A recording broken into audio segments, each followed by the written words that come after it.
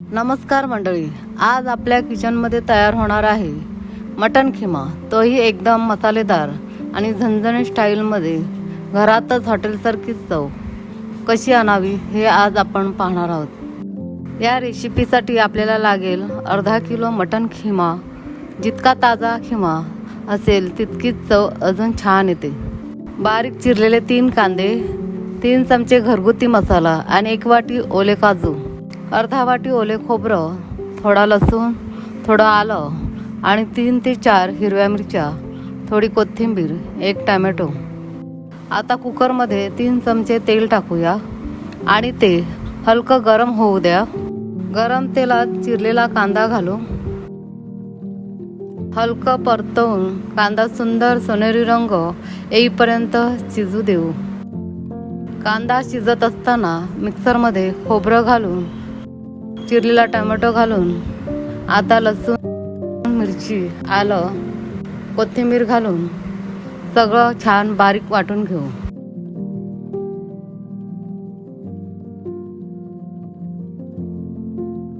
आपलं वाटण तयार झालं आहे, ते बाजूला ठेवू.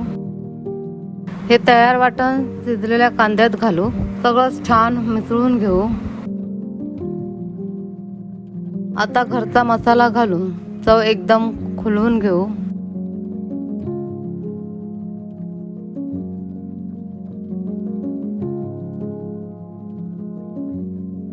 मसाला छान शिजला की आता खिमा टाकू.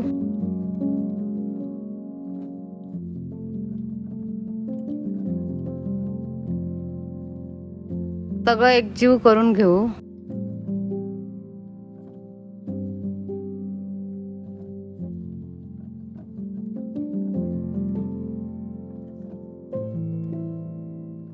अर्धी वाटी पाणी घालून मिक्सरमध्ये उरलेला मसाला त्या पाण्याने काढून त्यात मिसळून घेऊ. सगळं नीट एकजीव करून घेऊ. चवीनुसार मीठ घालू.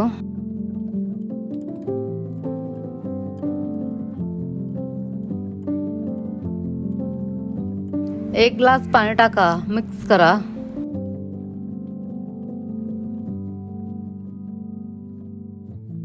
झाकण लावून 3 शिट्ट्या होईपर्यंत शिजू द्या.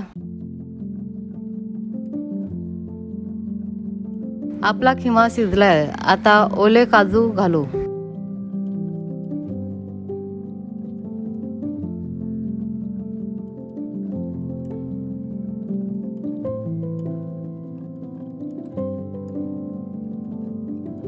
मंद आचेवर शिजू द्या.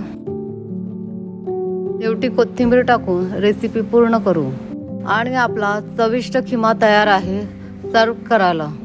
जर ही खिमा रेसिपी आवडली असेल तर लाईक करून शेअर करायला विसरू नका.